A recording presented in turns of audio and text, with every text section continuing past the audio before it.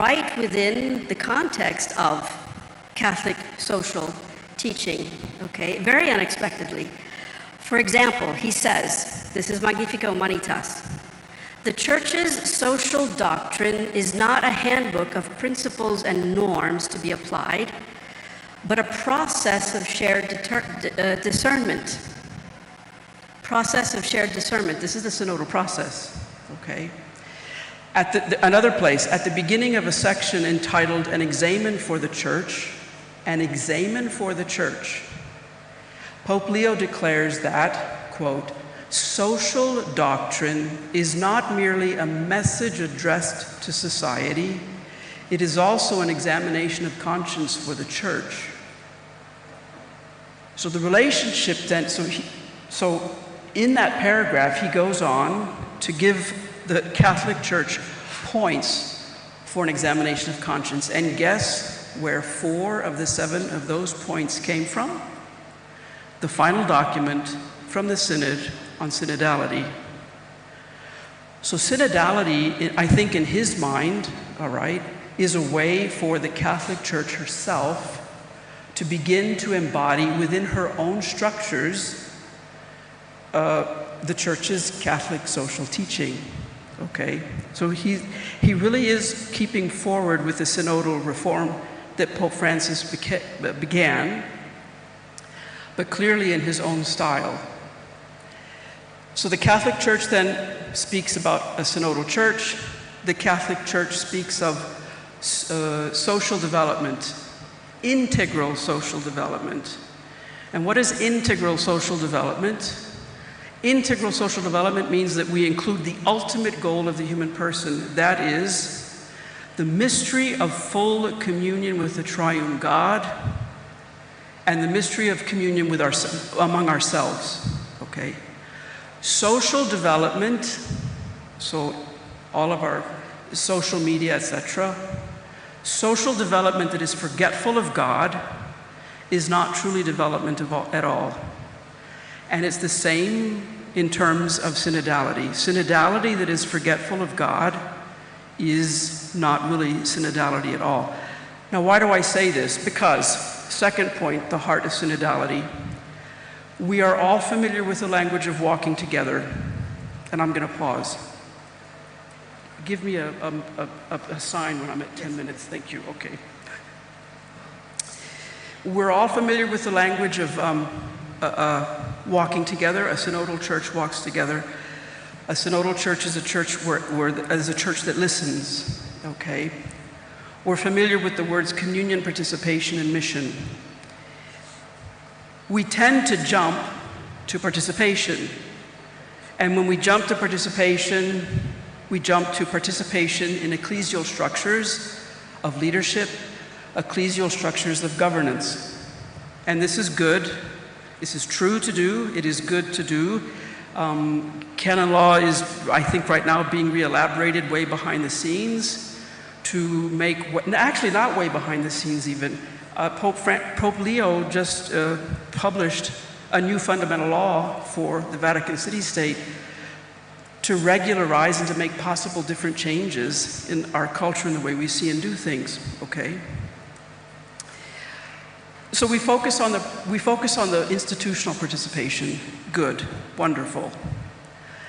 But we forget that the Catholic Church is a sacrament generated by the Synod on Synodality, which means that the external structures of the Catholic Church are meant to be icons, manifestations of the life of the Trinity, okay? If our structures cannot articulate themselves in a way that communicates easily to the world that we are reflections of the life of the Father and the Son and the Holy Spirit, who are inclusive, who are, okay? We really have nothing to communicate at that point, okay? So we can make structural changes to the church if we wanted to, sure. And you can make structural changes to your social media platforms, okay, fine. But if those structural changes don't reflect the life of the Trinity within the people who do those changes, they are cosmetic. They'll make us happy for a few years. You'll get a lot of likes, but they won't communicate life, okay? So, I'm going to read just a little bit here. At its heart, when Pope Francis invited us to become a more synodal church, he was inviting us to learn once again how to love one another with the very love of God. Not even my love. With the very love of God, so that our communion, which begins as participation in His life, see, our first participation is in the life of God. If all of the other participations don't come out of that participation in the life of God, we're spinning our wheels. So that our communion, which begins as a participation in God's life, might manifest itself in a mission of reconciliation and mercy for the world. Synodal communications are not about content. I mean, communications have to include content. But a synodal communication that has all the perfect content will not be synodal if it does not come from a synodal communicator. Synodal communications come from synodal communicators. And synodal communicators are persons who have experienced themselves as redeemed by the Lord Jesus, who work to live that redemption, and who craft communications while we're at our desks. We craft communications in dialogue with the living God, not just as a strategy to, I'm a born strategist. And I'm good at the strategizing, communicating. But I know when I'm communicating, strategizing, just me to get a point across, or strategizing, communicating to communicate God's life. Synodal communications will come from synodal communicators, and synodal communicators are alive in the Holy Spirit. Okay? There's a story there relative to the change at the Synod from spiritual conversations to conversations in the Spirit. That was an important change at the Synod. But I'll let you ask about all of those questions because I need to be done. So thank you for your attention.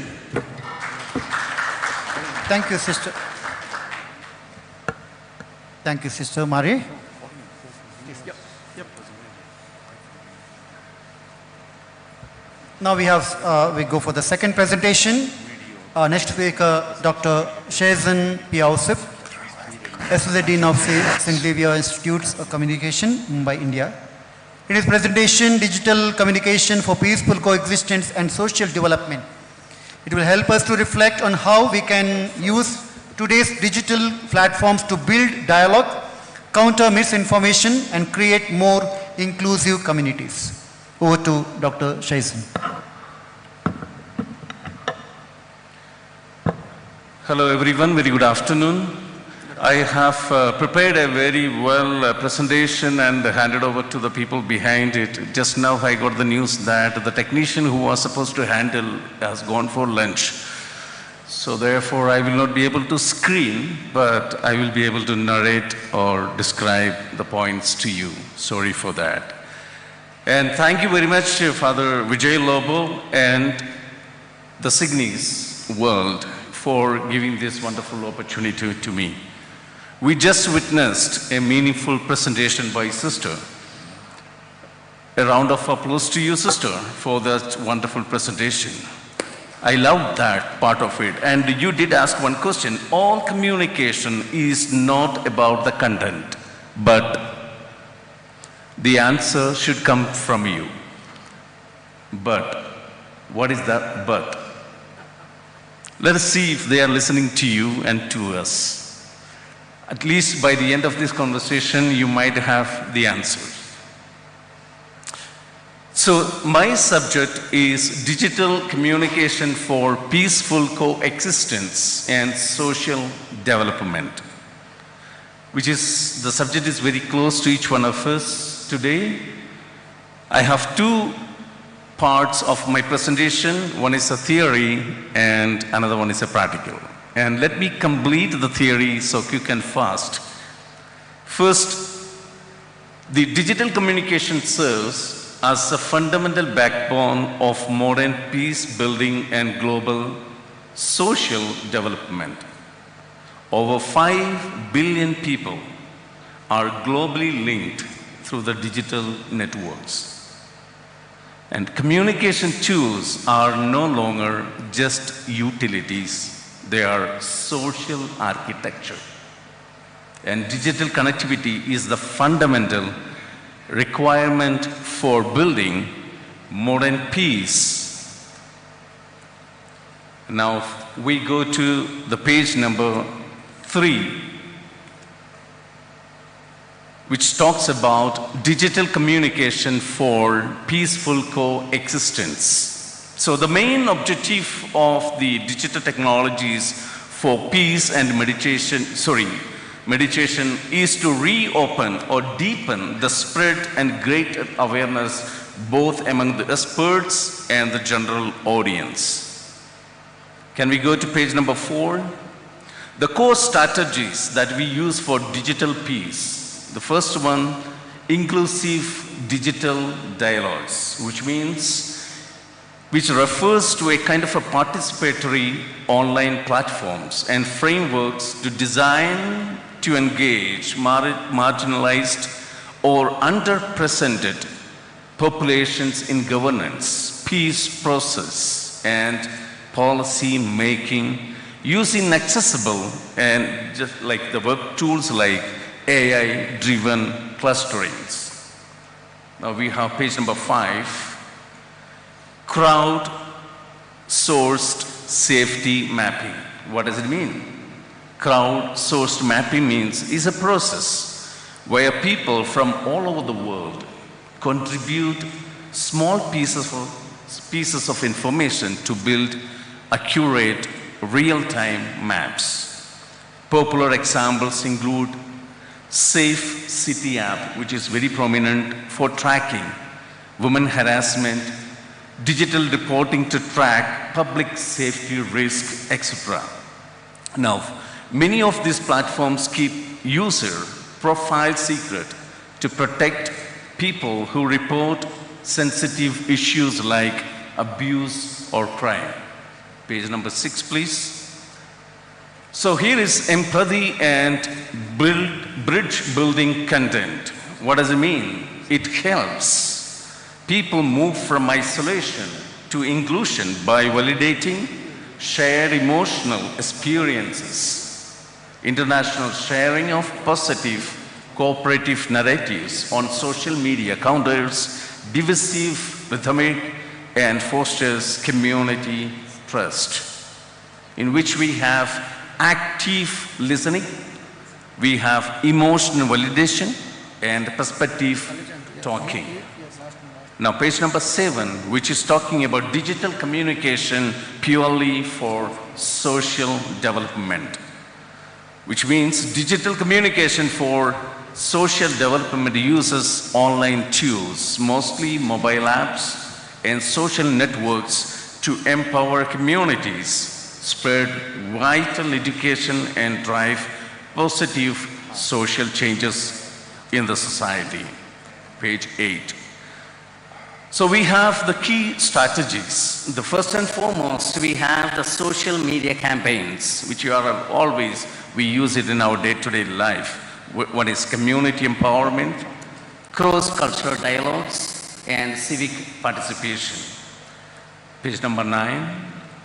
The second point, which would be mobile-based services. We all are familiar with SMS, farming tips, market tips, directly to the farmers, how it's been involved. And we have the third, e-governance, which is talking about online portals.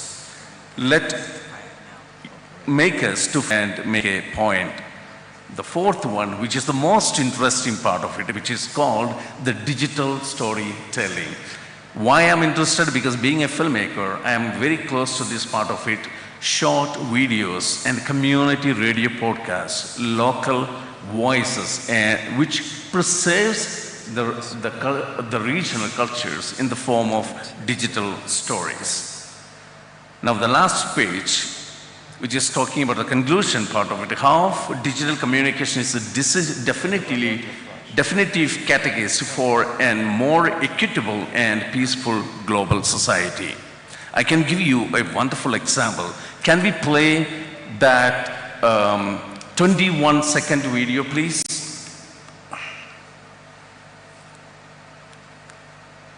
This is just 21 seconds, so therefore we may have to be very careful watching this.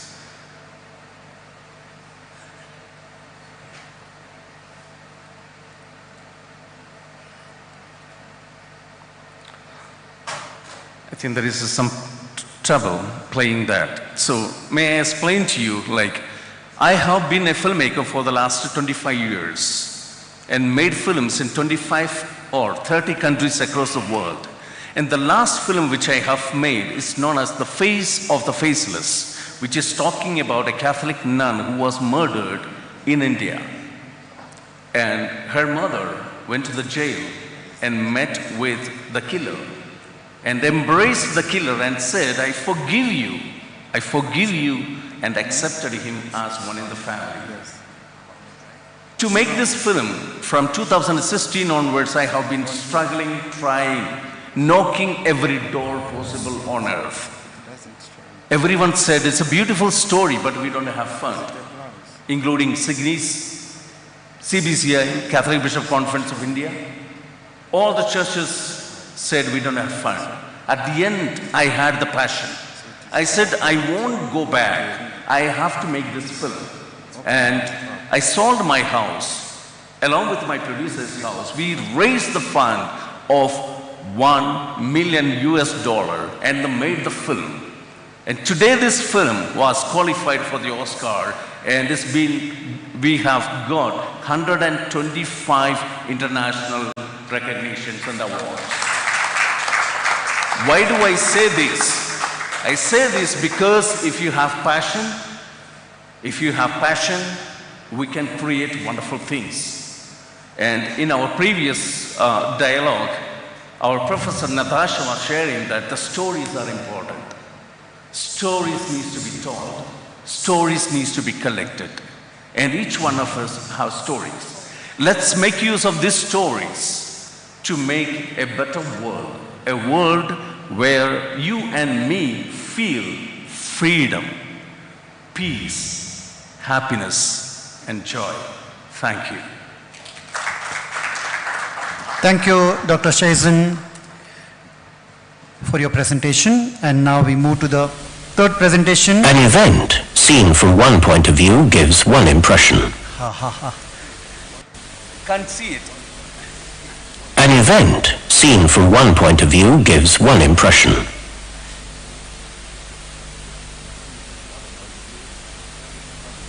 Seen from another point of view, it gives quite a different impression. But it's only when you get the whole picture you can fully understand what's going on. Can you play once again, please? An event seen from one point of view gives one impression. Point of view, it gives quite a different impression. But it's only when you get the whole picture you can fully understand what's going on. And this is what exactly that we need to be. Like, we have to look at the third perspective rather than just happy with the first second. Let's focus on the third. Thank you. Thank you, Dr. Shaizen. Now we move to the third presentation, and that presentation is from Dr. Josephat Monzi. In his presentation, Forging Resilience, Peace Journalism as a Survival Model for Africa's Catholic Media, explores how peace journalism can help Catholic media remain credible, trusted, and resilient despite economic challenges, misinformation, and rapidly changing digital landscape. Over to you, Dr. Josephat. Thank you very much. I had prepared some few slides so that it could be possible for you to follow me up and save time. So if the, okay, that's my title. And I come from Tanzania, where for many years the country has been known for maintaining peace, and it is called the Island of Peace in the East and the Central Africa, or can say in the Great Lakes region. But recently we faced some challenges that most of you might know, and we are trying now to heal the country. But that peace that we had for a long time was a visionary approach from the first president, Mwalimu Julius Kambarage Nyerere, who, before even the independence, said, we will light a torch and put it on top of Mountain Kilimanjaro. Imagine, even before independence. Then you would ask yourself, why would a leader imagine of lighting a torch and put it on the highest mountain of the continent, Mountain Kilimanjaro? But that was the vision and the passion and the love that has carried us through many years because he had a vision. My call to you tonight is, as Catholic media, should have a vision of not only maintaining peace, but building it, nurturing it, and reinforcing it. And from the point of view of peace journalism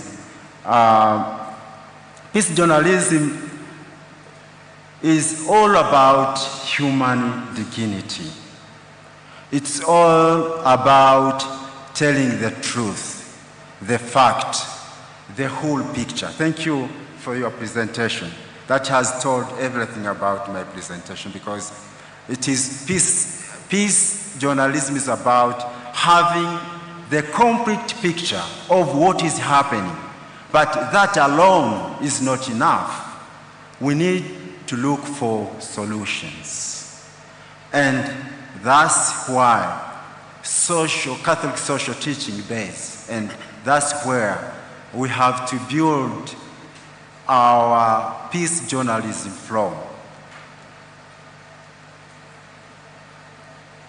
But currently, the Catholic media outlets across Africa, more so in East Africa, are facing a lot of challenges regarding from human resources, whereby you have experienced many professional journalists and communicators moving or leaving the Catholic media outlets in search of green pasture.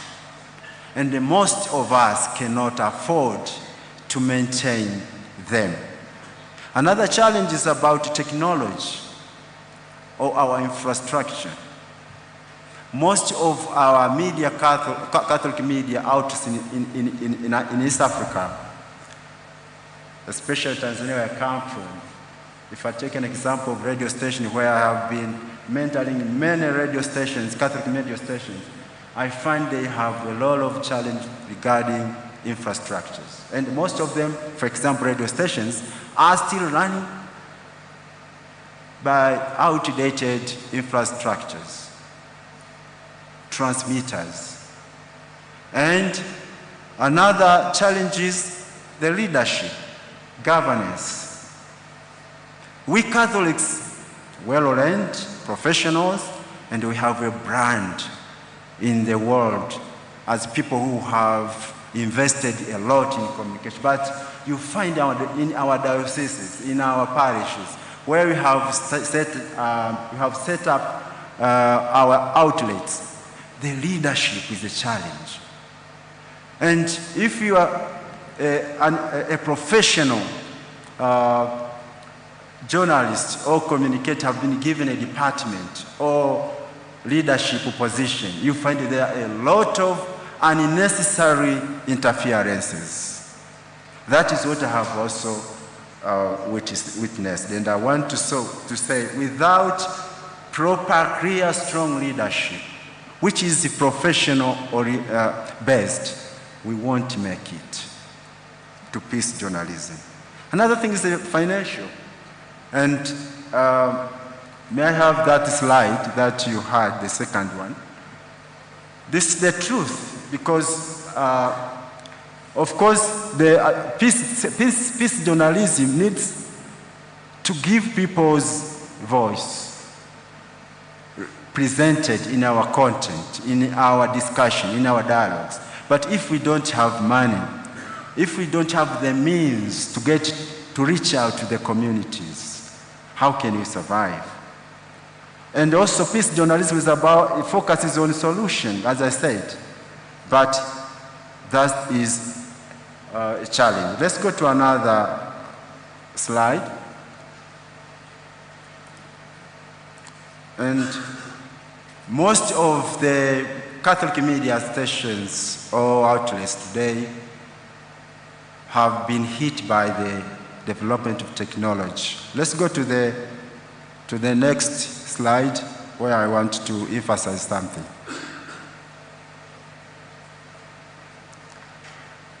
Currently, not that one, there is another one. Anyway, remain there. I have an example from Tanzania, Radio Maria, Tanzania. This year, 2026, it managed to gain or to collect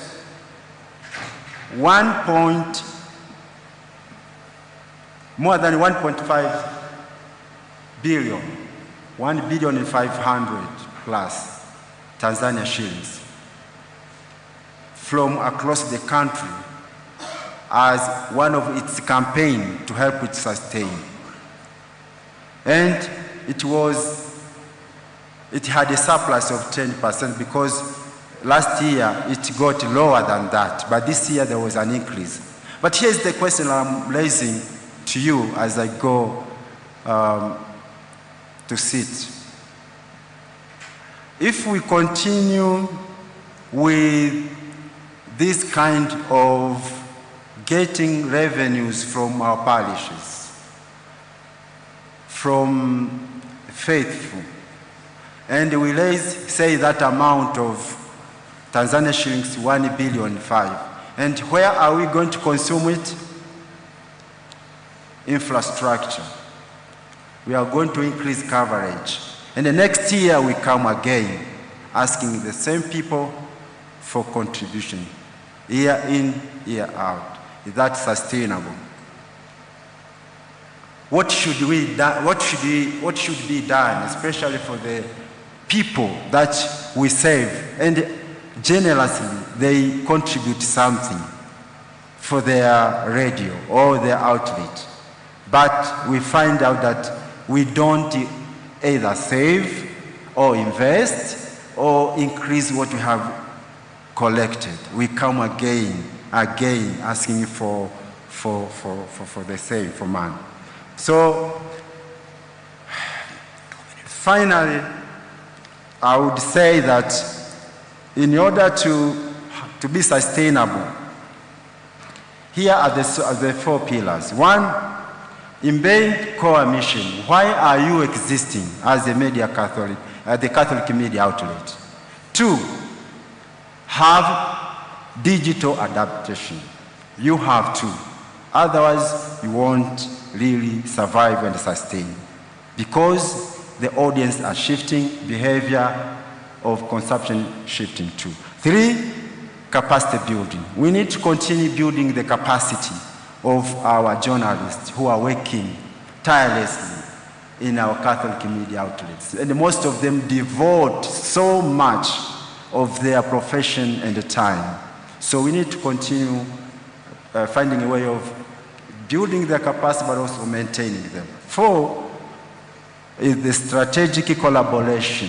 This is the final point that I'm posing to you, that we need to find ways of sustaining by collaborating, by collaboration. Thank you very much. Thank you for Dr. Josephat Onzi for your presentation. Now we have the last presentation from Mr. Alejandro Caro, Vice President of Signis Latin America. He will be presenting through the video. So is the video ready? No. Okay. So there is some technical issue. So we have come to the end of this presentation from the panelists. So thank you all the panelists for your presentation. Now this time for you, all the participants, to raise your questions or any clarifications, or you may contribute through your insights also.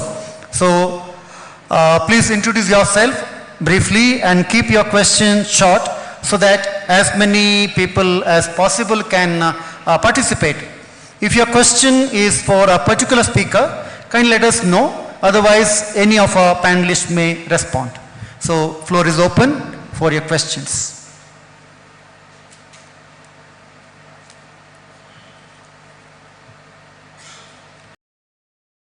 Those my age are still living in the old. Some haven't even woken up that the train is at the end of the line and everybody's off, you know. But the youth are off the train and they're doing great things. Looking for, yeah, so anyway, that's just a brief response. Thank you, sister. Okay, questions? Mic, please. Somebody's standing there. The front row.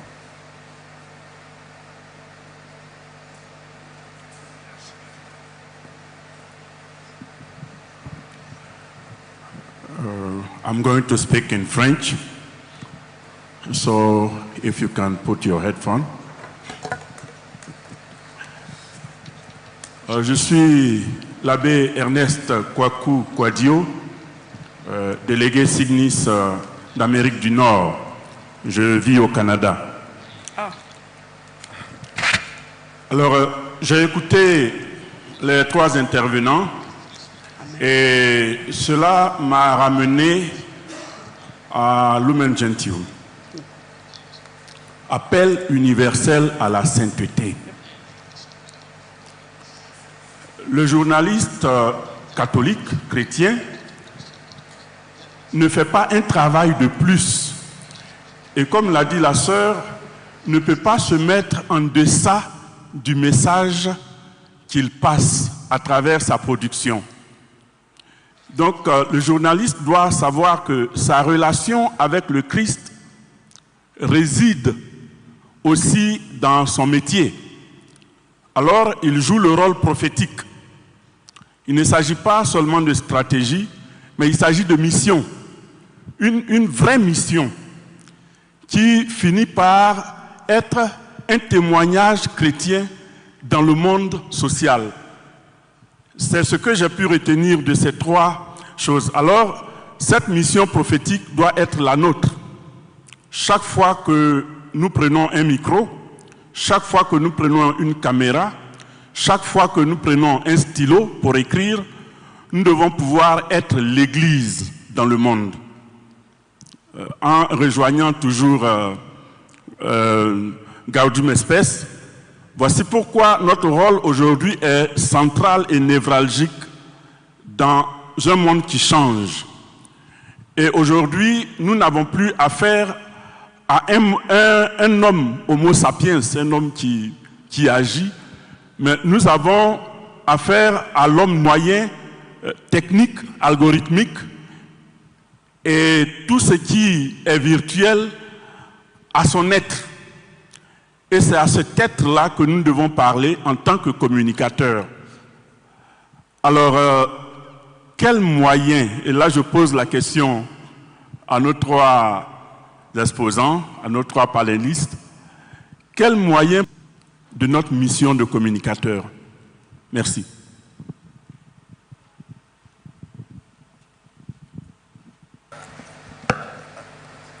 Hello, thank you very much.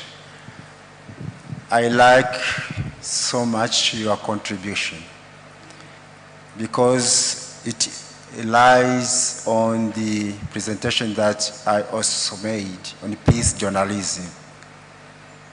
And peace journalism should base on the teachings of the church and the teachings of the Bible.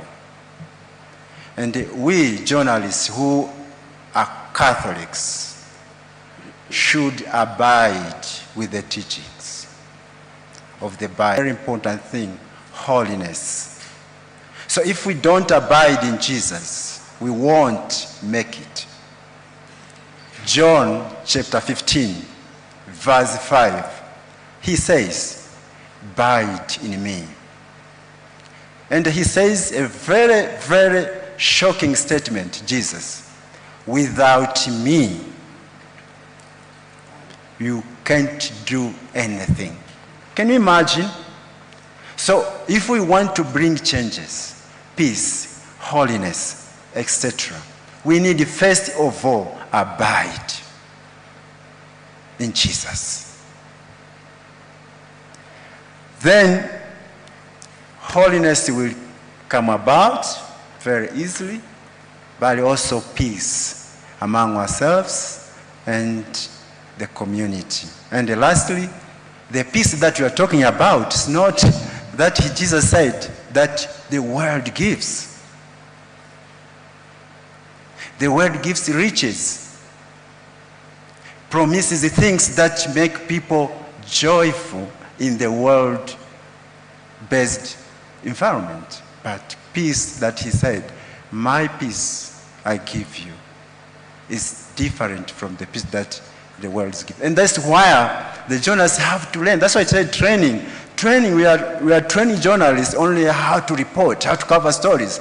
But they should be trained also on pastoral communication. Thank you. Yes, sister. So I'm a filmmaker. I think these two men exemplify living this prophetic vocation about which you asked. And I thank you for your comments, rooted in Lumen Gentium from my heart. Really, a beautiful question and beautiful perspective. How can we live this prophetic vocation? I think maybe the stories of these men need to be collected, and others as well. You know, professionals, like I'm a theologian, so immediately I'm going to say the journalists, can we, and filmmakers, and all of the communicators, the theological, spiritual formation is terribly important. So I'm going to dovetail again off of what Dr. Josephat ended with. How can journalists, how can filmmakers, how can communicators of every it's not about being correct about the doctrine, but it's about knowing me as a person. And it's a story I can tell you personally another time. But theologians too, we need professional conversion. Yeah. So that we know how to speak these dogmas in a way that communicates heart to heart. So. Thank you. Shall I say anything to add? Okay. So we go to the next question.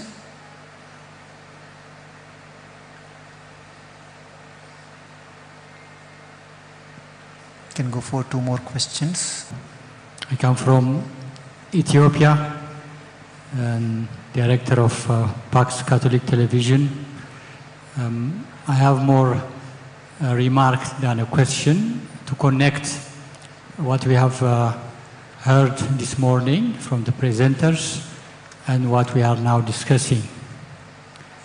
From the presentations in the morning, we have heard from the bishop that forming minds is very important than forming platforms.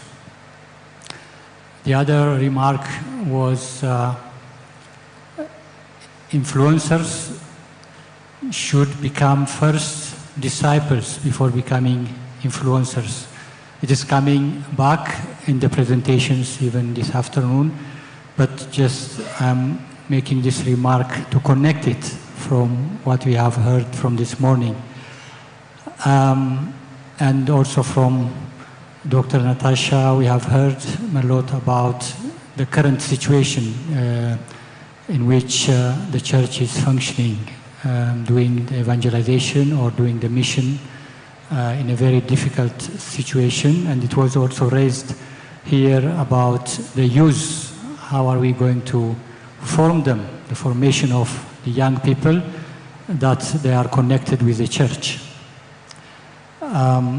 Sister mentioned earlier about the need for theological and spiritual formation. Is it only for the journalists? What about the priests, the sisters, the religious, all the institutions we have in the church? What are we doing to challenge all these, to face all these challenges in which the church is? And are we prepared to communicate the gospel of Christ the way it should be? This is a question for all of us, but I'm trying to bring what we have discussed this morning, forming minds and becoming the disciples of Christ. Thank you. Thank you.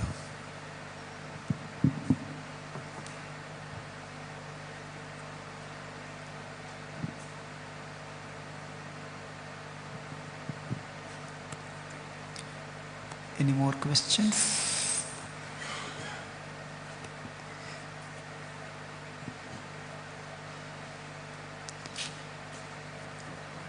So, okay. Somebody is raising the hand there, please. Stand there.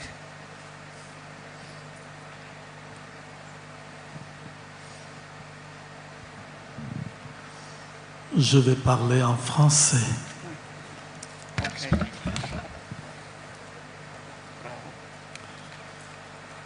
Je suis l'abbé Gomis Camille Joseph du Sénégal, responsable de la commission Justice et Paix des évêques du Sénégal. Et je voudrais poser une question, voire peut-être deux, sur la synodalité, telle qu'on en parle. Peut-elle aujourd'hui donner un nouveau souffle à la démocratie qui semble être en panne ou qui va même vers la tyrannie, comme le dirait Alexis de Tocqueville? Mais comment dans un monde sans Dieu? Ensuite, quand on parle de synodalité, la question se pose entre synodalité et consensus dans la vie des hommes. Quel pourrait être le lien de ces deux concepts ou manières de vivre? Merci.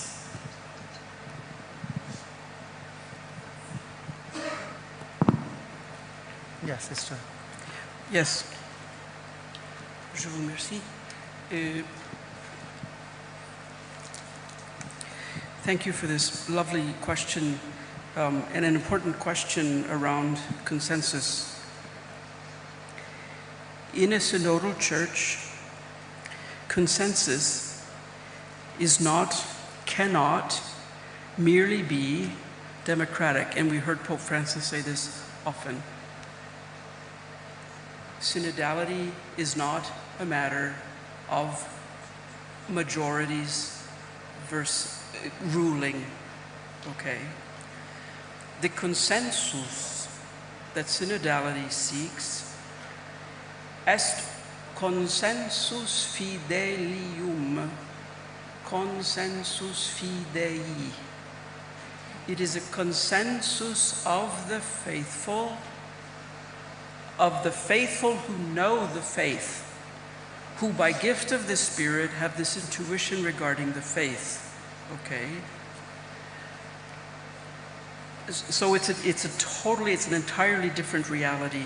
Now, sometimes we measure this consensus fidei, we measure the consensus fidelium with a vote. so that we can see where we are as a group, okay?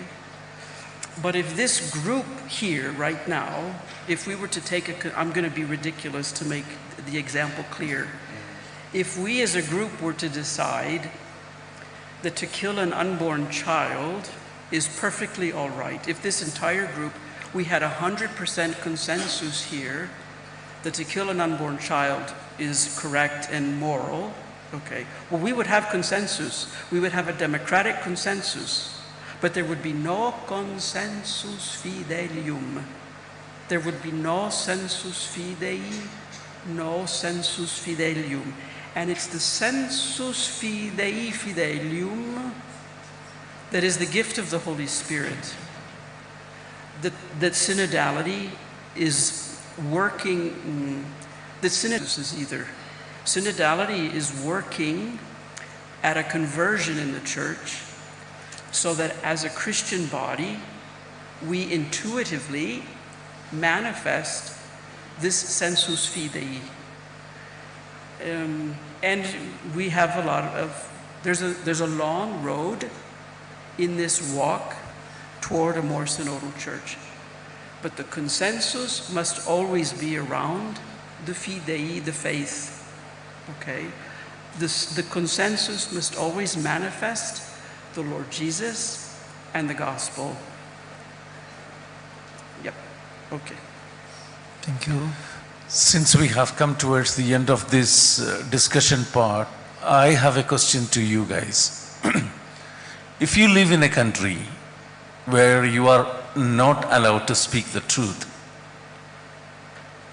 as communicators, what shall we do?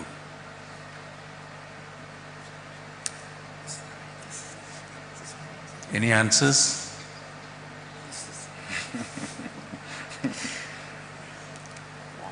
From the audience. Yeah.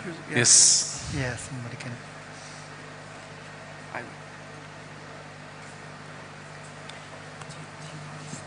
Someone who has raised the hand there, please stand so that we can identify. Thank you. If I get your question, if I live in a country where you are not allowed to tell the truth, as a journalist, what will you do? First and foremost, I know there is something called syndicated information, where, thanks to digital media, I belong to bodies beyond my geographical restriction. And for instance, I'm a Signis member, and in my country, there is censorship of information. I think I will try share that's just one idea how I may approach this. Thank you. Thank you. Yes. Yeah. Penetrating the challenge. Okay, we are very lucky to have those digital means to express ourselves. First, what is the truth? This is what the guy asked to Jesus. The guy, you know his name. I'm the way, and the sister said it. I'm the way, I'm the life, and I'm the truth. We cannot run away from our prophetic duty, but we have to find a way to express ourselves. And as Father said, today we have several means to express ourselves. And I remember David wanted to build the temple, and he was very hot for that. And God did not agree first. He said, that is your son who will build it. And then the prophet went to David and found a way to to make him know that it's not time. So I think there is a way for us to tell the truth. Sometimes we need to take another way to reach our goal. Confrontation is not always the best way to tell the truth to people. We have to get strategy. And I think that as journalists, as communicators, we have so many ways today to express ourselves. So we don't have to be afraid of telling the truth, but you have to think very well before we say what we have to say. Jesus used parables, and we can also use parables. Thank you. Sister, want to? Okay. Thank you for this wonderful question. I believe in the gospel, which says, truth will set you free. At the same, last. The question would be, what would have Christ have done? Even if we have to die for the truth, we should be ready to die.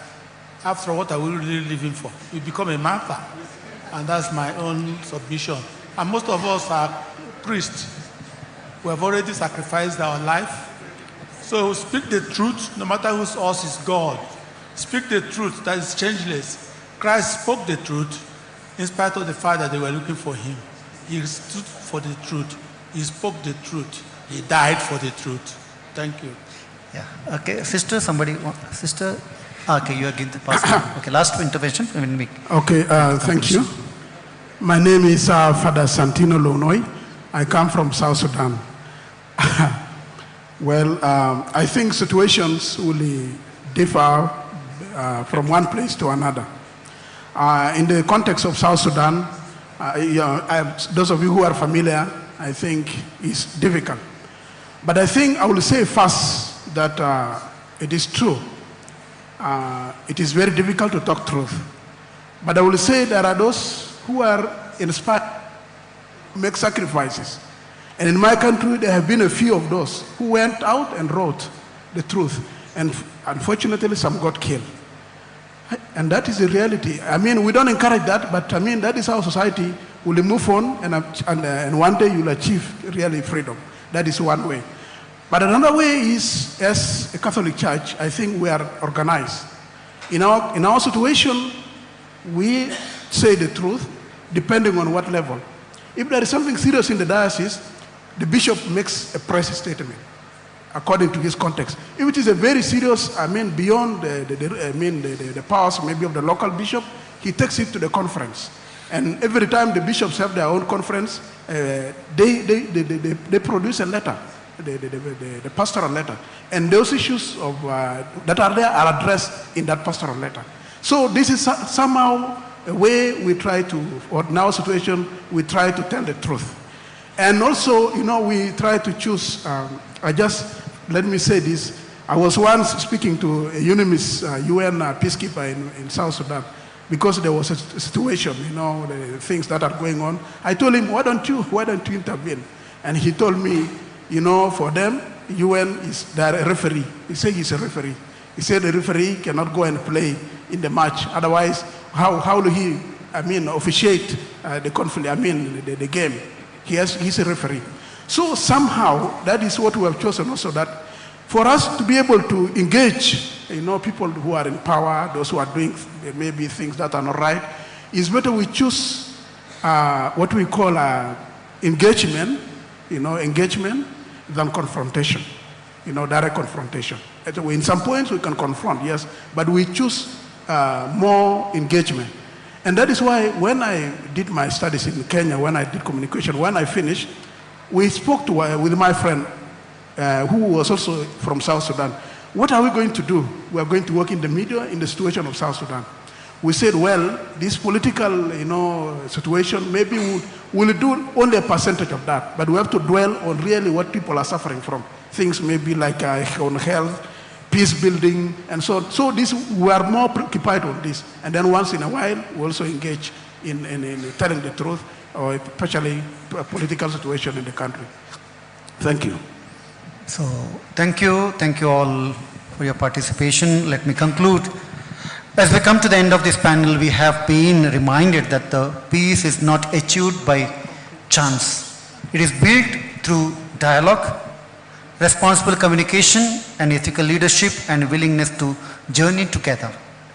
Our speakers have shown us that synodality is not only a way being church, but also a powerful model for fostering peaceful coexistence and social development, whether through through spiritual communication, digital engagement, or peace journalism.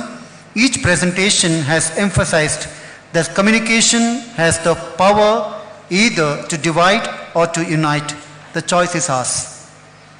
May the reflections shared today encourage us to become communicators who build peace and across the world. I sincerely thank our distinguished panelists for sharing their wisdom and experience. Thank you. And also I thank all of you for your attentive participation and thoughtful engagement. Let us continue this conversation beyond this session, carrying forward the spirit of synodality as we work together for a more peaceful and hope-filled world. Thank you. Dear friends, a reminder to you, we heard Shaizan speaking about the film, and that film will be screened tonight here in this hall at 8:30, Face of the Faceless, that movie which has won already 125 international awards and which was qualified for Oscars. And that will be screened here in this hall at 8:30. So all of you are welcome to watch this movie or film. Thank you.